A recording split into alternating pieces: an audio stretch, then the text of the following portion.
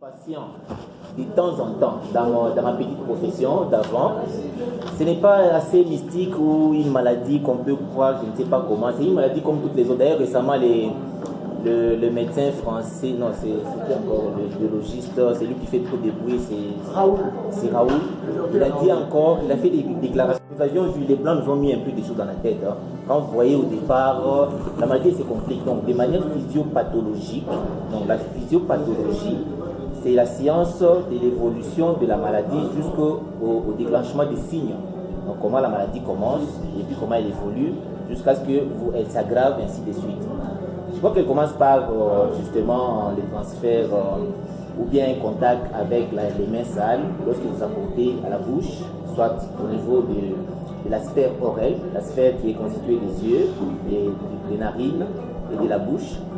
Et une fois que vous apportez les virus à cette sphère, les virus commencent sa migration vers les voies respiratoires. Vous voyez, elle descend. D'ailleurs, c'était beaucoup mieux si j'avais encore un croquis que je pouvais bien expliquer. Elle passe d'abord.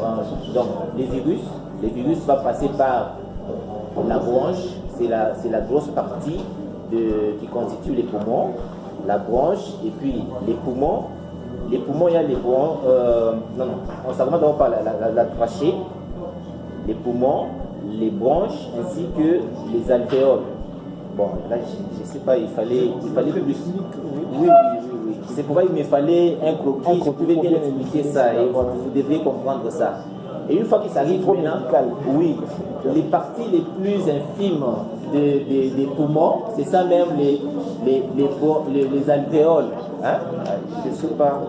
Il fallait que je fasse un pour vous faire comprendre. Je voulais vraiment vous faire comprendre comment ça arrive pour que vous compreniez que ce n'est pas si grave.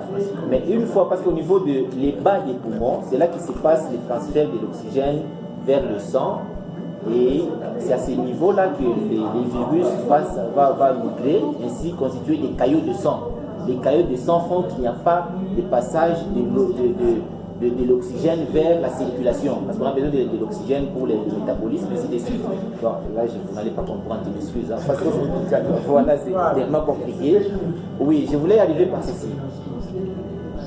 Alors, donc la maladie, elle se complique une fois arrivée à ce niveau-là. C'est là qu'elle se complique.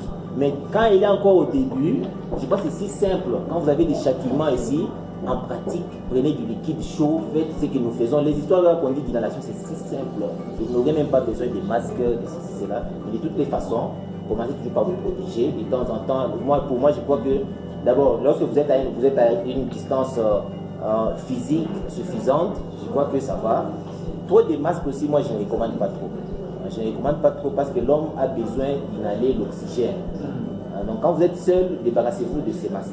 Mais quand nous sommes peut-être comme ça, là, vous pouvez placer si vous voulez. Et quand vous êtes seul, débarrassez-vous des masques, mais de temps en temps, lavez-vous les mains avec les gels hydroalcooliques.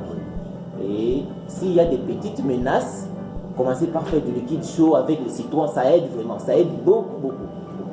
Parce qu'avec les signes que vous connaissez, tout le monde connaît les signes, un peu perte d'odeur, les châtiments, la toux. Mais la toux, elle va s'aggraver. Chez les blancs, comme ils sont vulnérables, c'est là que surtout les personnes âgées qui ont un terrain vulnérable, et ça se complique avec ces passages de l'oxygène, d'où ça se complique davantage. Mais chez nous, je crois que c'est si simple qu'on évacue les virus.